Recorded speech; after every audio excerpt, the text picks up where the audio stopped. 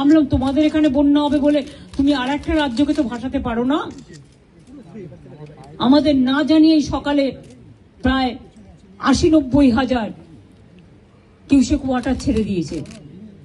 ফলে একেতে ৩-৪ দিন কন্টিনিউয়াস বৃষ্টি, এমনিতেই গঙ্গাগুলো আমাদের নদীগুলো ওভারফ্লো, ড্যামগুলো ওভারফ্লো ছিল, তার মধ্যে এই জলে আস্তে আস্তে কাল সকালে বিকেলে পৌঁছবে।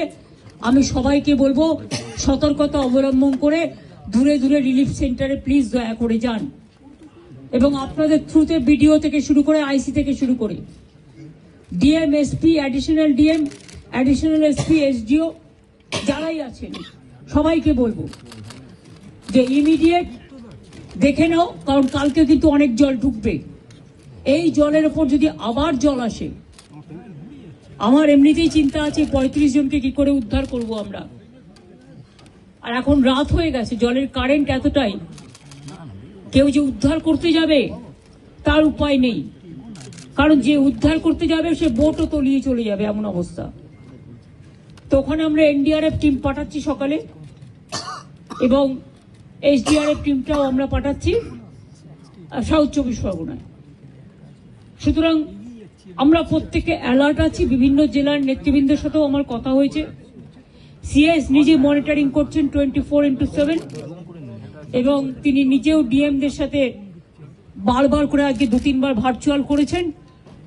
উনি অলরেডি আমাদের 24x7 মনিটরিং চলছে, টাইম টু টাইম কি অবস্থা।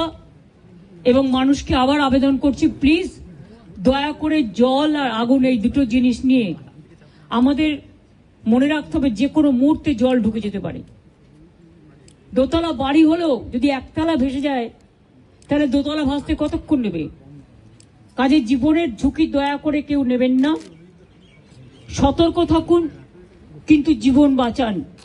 একটা প্রাণের দাম অনেক বেশি, এটা আপনাদের মাধ্যমে অনুরোধ করব। যদিও আপনারা জুনিয়র ডক্টরদের স্ট্রাইক নিয়ে বেশি ব্যস্ত, কিন্তু তার মধ্যে আমার এই আবেদনটুকু যদি গ্রাম বাংলায় মানুষের কাছে পৌঁছে দিতে পারেন, বিশেষ করে জেলার মানুষের কাছে। কারণ কলকাতায় যদি এই অবস্থা হয় গঙ্গার, তাও তো হাই টাইড আজকে ছিল না, আমি দেখছি এখন জোয়ার আছে, জলের স্রোতের টান খুব বেশি আছে। এছাড়াও সেফটি, সিকিউরিটি, হসপিটালের ডেভেলপমেন্ট, ইনফ্রাস্ট্রাকচার গুরুত্ব দিয়ে দেখা হবে, এবং এক্ষেত্রে টাইম টু টাইম যদি কোনো প্রবলেম অ্যারাইজ করে চিফ সেক্রেটারির আন্ডারে একটি কমিটি বানিয়ে দেওয়া হয়েছে, যেখানে চিফ সেক্রেটারি নিজে দায়িত্ব নিয়ে ওরা যদি কথা বলতে চায়, chief secretary, home secretary, DG CP থাকবেন, তারা তাদের বক্তব্য জানাতেই পারেন। এইসব নানা রকম কথাবার্তা চলার পর আমরা, যেহেতু ডিটেলসটা আপনারা মেলেই পেয়ে যাবেন, আমি এটা বলি মিটিংটা পজিটিভ হয়েছে বলে আমি মনে করি। ওরাও নিশ্চয়ই মনে করে, তারাই বা সাইন করবে কেন, আর আমাদের চিফ সেক্রেটারি বা সাইন করবে কেন? আমরা বরঞ্চ ওদের দাবি একটু বেশি মেনেছি, তার কারণ ওরা ছোট বলে। এবং আমি লাস্ট যেটা বলেছি যে তোমাদের কাছে আমার আবেদন থাকবে যে তোমরা, আমি জানি তোমরা বলবে আমরা ফিরে গিয়ে জীবিতে আলোচনা করব, সেটা হতেই পারে। তোমাদের মধ্যে অনেকগুলো গ্রুপ আছে, অনেকগুলো মেডিকেল কলেজ আছে, হসপিটাল আছে, ঠিক আছে, তোমরা ফিরে গিয়ে আলোচনা করো, কিন্তু যেটা এখানে মিনিটসে সাইন করেছি আমরা দুপক্ষ, এরপর তোমরা কাজে যোগদান করো মানুষের স্বার্থে। চারিদিকে বন্যা হচ্ছে, আমার কাছে খবর আছে হুগলিতে খানাকুলে ৩৫ জন মানুষ ট্র্যাপড হয়ে আছে, তাদের আগে বেরোতে বলা হয়েছিল, তারা বেরোতে পারেনি, কিন্তু জল হঠাৎ করে ছেড়ে দিয়েছে ডিভিসি, পাঞ্চেত এবং তেনুঘাট।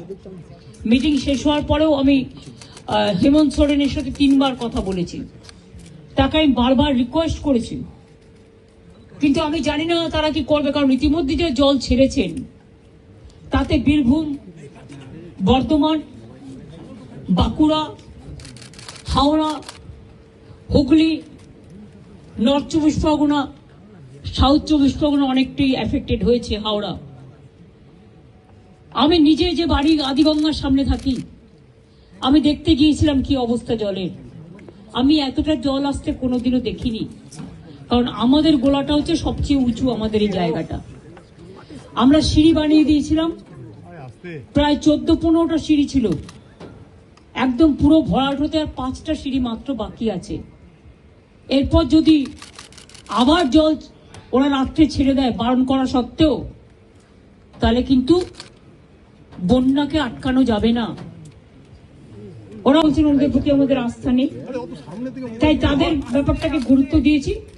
বাট এটাও ঠিক, আমি কিন্তু ডিএমই কে বা ডিএইচএস কে আমরা কাউকে অসম্মান করিনি, কিন্তু ওদের বিরুদ্ধে যেহেতু চিকিৎসকদের ক্ষোভ আছে এবং তাই ওদের দাবি মেনে নিয়ে আমরা বলেছি এই দুজনকে সরানোর সিদ্ধান্ত আমরা নিয়েছি। 3 নম্বর হচ্ছে ওদের যেটা ডিমান্ড ছিল 4 নম্বর, 3টের মধ্যে 2টো করলাম। আর 4 নম্বর ডিমান্ড যেটা ছিল সিপি বিনীত গোয়েলকে সরিয়ে দেওয়ার জন্য। বিনীত গোয়েল ওদের কাছে নাকি আগেই স্বীকার করেছিল, যেটা ওরা মিটিংয়ে বললেন, যে আমি পদত্যাগ করতে চাই, কারণ আমার মনে হচ্ছে তোমরা যখন আমার প্রতি আস্থা রাখতে পারছো না, তোমাদেরও যেমন পরিবার পরিজন আছে আমারও আছে, এটা ওরা আমাকে মিটিংয়ে বলল। এবং বলার পরে আমরা কথা বলেই নিজেদের মধ্যে সিদ্ধান্ত নিয়েছি আগামীকাল 4টের পর আমরা কলকাতা পুলিশ এ বদল আনব এবং নতুন সিপিকে দায়িত্বভার বিনীত দেবেন। যতক্ষণ পর্যন্ত কোর্ট কেসটা কাল কমপ্লিট না হচ্ছে, 4টের পর আমরা টাইম দিয়েছি, সেক্ষেত্রে নতুন সিপি এবং আরো কিছু পুলিশের রদবদল হবে, সেটা চিফ সেক্রেটারি কালকে নোটিফাইড করে দেবেন আফটার 4 o'clock। এবং বিনীত যেখানে কাজ করতে চেয়েছে সেখানেই তাকে দেয়া হয়েছে। আমরা এটাও বলেছি, দেখো পুলিশ আমাদের ফোর্স এবং তারা সারাক্ষণ কাজ করেন, তাদের দিকটাও আমাদের দেখা উচিত। যাই হোক, সব কথা তো আর মিনিটসে লেখা যায় না, কিন্তু ওরা চেয়েছে বলেই বিনীত ওদের কথাটা মেনে নিয়ে আমাদের রেসপন্স করেছেন, জানিয়েছেন। তাই তিনি হয়তো সিপি থাকবেন না যতক্ষণ পর্যন্ত নোটিফিকেশনটা না হচ্ছে, নতুন সিপি আসবেন। আপনাদের সকলের সহযোগিতা কামনা করছি। অর্থাৎ 4টে পয়েন্টের মধ্যে 3টে পয়েন্ট আমরা কিন্তু মেনে নিয়েছি। চতুর্থ তো আমরা নিজেদের থেকেই, যেহেতু ওই দিন সিপি পৌঁছাবার আগে নর্থের ডিসি পৌঁছেছিলেন আগে এবং 14 তারিখে ঘটনাটা ঘটেছিল এবং ওরা অভিযোগ করেছিল, যার জন্য নর্থের ডিসিকেও সরিয়ে দেওয়ার সিদ্ধান্ত হয়েছে। ওখানে কাকে দায়িত্ব দেওয়া হবে সেটা কালকে ডিসাইড হবে।